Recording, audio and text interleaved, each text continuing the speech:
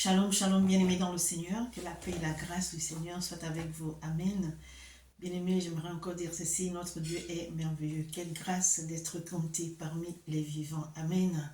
Bénissons encore le nom de l'Éternel pour ce souffle de vie qu'il nous a accordé, pour sa présence dans nos vies, pour sa fidélité. Comment ne pas le louer, comment ne pas l'adorer, bien-aimés dans le Seigneur. J'aimerais dire ceci, qu'à part lui, il n'y a point d'autre. Personne n'est comme lui. Amen. Je bénis l'Éternel pour la grâce qu'il m'accorde encore, l'opportunité qu'il me donne aujourd'hui encore de nous parler à tous. Amen. Bien-aimés,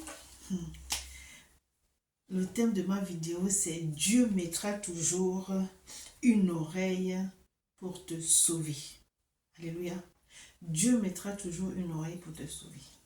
Vous savez, il y a des personnes qu'on ne touche pas. Il y a des personnes qui sont vraiment des véritables enfants de Dieu. Il y a des personnes qui ont des bons cœurs. Ce n'est pas forcément les chrétiens, je parle de tout le monde. Il y a des personnes, comme on dit que Dieu regarde le cœur, n'est-ce pas? Dieu regarde le cœur. Il y a des personnes qui ont de très très bons cœurs, à qui on fait, des personnes qu'on fait souffrir, à qui on fait des farces, des personnes qui sont humiliées, on les humilie, on les sous-estime, parce que ces personnes ne parlent pas. Alors, on fait de ces personnes ce qu'on veut. Mais bien aimé dans le Seigneur, ce n'est pas avec tout le monde qu'on joue. Alléluia. Il y a des personnes qui ont des très très bons cœurs. Lorsque Dieu regarde à leur cœur, personne ne peut leur faire du mal. Donc, là où tu es, s'il y a des gens qui parlent de toi, des gens qui complotent contre toi, il y aura toujours une personne. Peut-être que tu es distraite, ou peut-être que tu n'es pas là, mais les gens parlent de toi. Mais il y aura toujours une oreille qui sera là pour entendre et venir te dire, te prévenir qu'il y a un danger. Donc, fais attention. Amen. Alors, ce matin, nous allons dans le livre de Actes des Apôtres, au chapitre 22, à partir du verset 12. Il s'agit ici de l'apôtre Paul qui a été averti par son neveu du complot qui était en cours pour le tuer. Amen. Je lis la parole de Dieu avec respect. Actes des Apôtres, chapitre 23, à partir du verset 12. Je lis la parole de Dieu avec respect. Quand le jour fut venu, les Juifs formèrent un complot et firent des imprécations contre eux-mêmes en disant qu'ils s'abstiendraient de manger et de boire jusqu'à ce qu'ils aient tué Paul. Oh, bien-aimé dans le Seigneur, à ce point, il y a des personnes qui vivent ça, n'est-ce pas? Ceux qui formèrent ce complot étaient plus de 40 et ils allèrent trouver les principaux sacrificateurs et les anciens auxquels ils dirent: nous nous sommes engagés avec des imprécations contre nous-mêmes à ne rien manger jusqu'à ce que nous ayons tué Paul. Vous donc maintenant, adressez-vous avec le Sanhédrin au tribun pour qu'il l'amène devant vous, comme si vous vouliez examiner sa cause plus exactement. Et nous, avant qu'il s'approche, nous sommes prêts à le tuer. Vous voyez comment l'homme est méchant. Et il y a beaucoup de personnes qui vivent ça. Mais malheureusement, les gens ne savent pas sur qui ils sont tombés. Ils ne connaissent pas ton alliance avec Dieu. Ils ne savent pas qui tu es. Alléluia. Le fils de la sœur de Paul, ayant eu connaissance du guet-apens, alla dans la forteresse en informer Paul. Paul appela l'un de ses centeniers et dit: mène ce jeune homme vers le tribun, car il a quelque chose à lui rapporter. Le centenier prit le jeune homme avec lui, le conduisit vers le tribun et dit: le prisonnier Paul m'a appelé et il m'a prié de t'amener ce jeune homme qui a quelque chose à te dire. Le tribun prenant le jeune homme par la main et se retirant à l'écart, lui demanda: qu'as-tu à m'annoncer? Il répondit: les Juifs ont convenu de te prier d'amener Paul demain devant le Sanhédrin, comme si tu devais t'enquérir de lui plus exactement.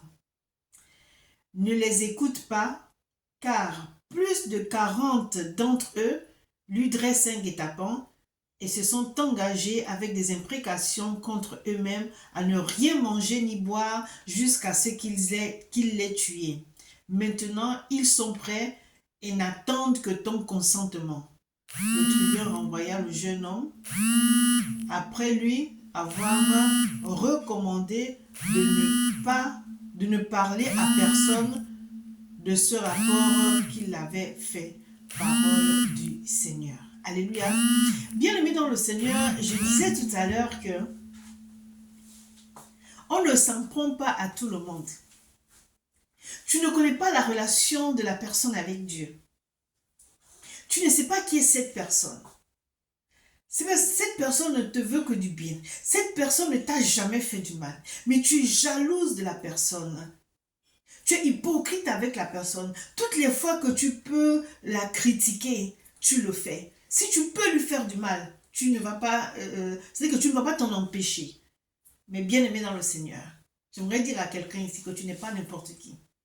Beaucoup ont tenté de te faire du mal, de te toucher, de te tuer, de toucher même à ton travail, à ta santé et tout. Mais Dieu était là pour veiller sur toi. Dieu a mis quelqu'un là. Partout où tu iras, là où tu es chez toi, tu vas aller rendre visite à quelqu'un. Il y a déjà une personne là-bas qui te précède et qui va tout entendre et qui te dira, si tu es prêt pour venir ici, ne viens pas. On t'invite à manger, tu as entendu quelque chose, si on te dit de manger, ne mange pas. Alléluia. Bien-aimé dans le Seigneur, j'aimerais te dire que tu n'es pas n'importe qui. Dieu te prévient toujours. Toi, tu veux faire du bien, mais les gens te veulent du mal. Tu fais du bien, en retour, c'est le mal que tu reçois. Pourquoi? Pourquoi tant de haine envers son prochain? Pourquoi tant de jalousie? Pourquoi tu cherches toujours à faire du mal à ton prochain? Pourquoi tu n'es pas franc? Alléluia. Mais vos complots ont échoué. Vos complots ont échoué. On ne joue pas avec tout le monde. On n'est pas tous pareils. On peut avoir le même appel. On peut être du même père, de la même mère. On peut être d'une même famille. On peut être d'une même congrégation. Mais nous ne sommes pas pareils. Le cas de chacun est différent. J'ai dit le cas de chacun est différent. Il y a des personnes qui te veulent du mal gratuitement. Ils complotent, mais ne savent pas à qui ils ont affaire. Alléluia. Donc, bien-aimé dans le Seigneur, je ne sais pas s'il y a quelqu'un là qui me suit, qui a comploté faire quelque chose à son prochain. J'aimerais te dire, fais attention. Parce que tu ne sais pas qui est ton prochain. Parce que tu ne connais pas son Dieu. Tu ne connais pas son cœur. Tu ne sais pas quelle alliance il a avec son Dieu. Alors fais attention. Regardez, toujours dans le livre des Actes des Apôtres, dans le chapitre 9, lors de la conversion de l'apôtre Paul.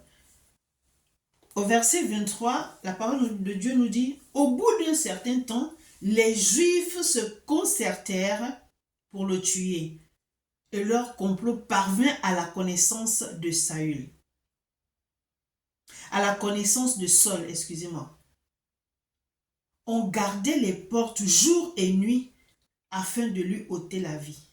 Mais pendant une nuit, les disciples le prirent et le descendirent par la muraille d'une corbeille. Alléluia. Bien aimé, nous savons comment était l'apôtre Paul avant qu'il s'appelle l'apôtre Paul, il s'appelait Saul de Tarse. Amen. Amen. Il persécutait les églises de Dieu. Alléluia. Et les Juifs ne peuvent pas accepter une telle personne que quoi? C'est lui qui va nous prêcher la parole, c'est pas possible. Il est venu pour nous tuer, il n'a pas pu, mais nous allons le tuer. Mais comme il avait déjà été choisi par Jésus,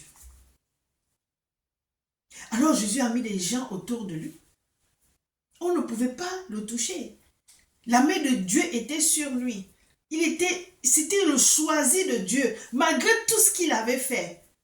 Les hommes s'arrêteront toujours sur ce que tu as fait. Les hommes ne croiront pas que tu as changé. Mais Dieu, qui t'a choisi, malgré toutes tes bêtises, tous tes péchés, malgré la mauvaise personne que tu étais, c'est-à-dire que tu étais une personne non grata, on ne peut pas être ami avec toi, on ne peut même pas te donner une responsabilité, on ne peut même pas travailler avec toi. Mais c'est toi que Dieu a choisi pour confondre les sages de ce monde-là.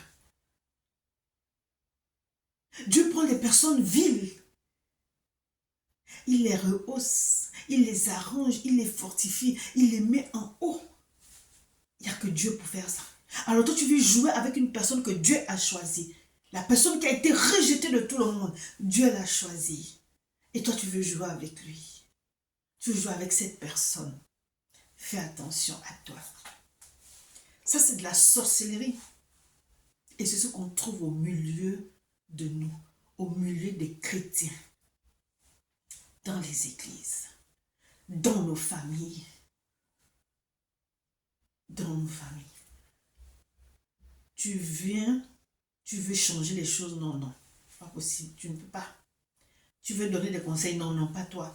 On ne t'écoute pas, tu n'es rien, tu ne sais rien. Bienvenue dans le Seigneur, ok, pour vous, je ne suis rien. Pour vous, je ne peux rien faire. Pour vous, je suis une personne timide. Pour vous, je suis une personne morte. Ce qu'on dira de cette personne, que tu es qui, tu te prends pour qui, toi, tu ne peux pas venir imposer tes lois ici. Donc, pour finir avec toi, il y a un complot qui se prépare. Et comme ça, on met fin à ta vie. Sauf que ma vie ou la vie de cette personne ne dépend pas de vous. Notre vie dépend de Dieu. Donc vos complots ont échoué. Je dis, Dieu mettra toujours une oreille là où les gens complotent pour ta vie de faire du mal. Il va te dire, fais attention. Ces personnes que tu dis être tes frères, tes sœurs, tes amis, ne le sont pas du tout. Parce que voici ceux qui sont sur le point de faire pour que tu tombes ou pour que tu meurs. Mais Dieu en a décidé autrement. Alléluia. Donc, bien aimé dans le Seigneur, on ne joue pas avec tout le monde. Nous ne sommes pas tous pareils. Que Dieu nous bénisse. Amen.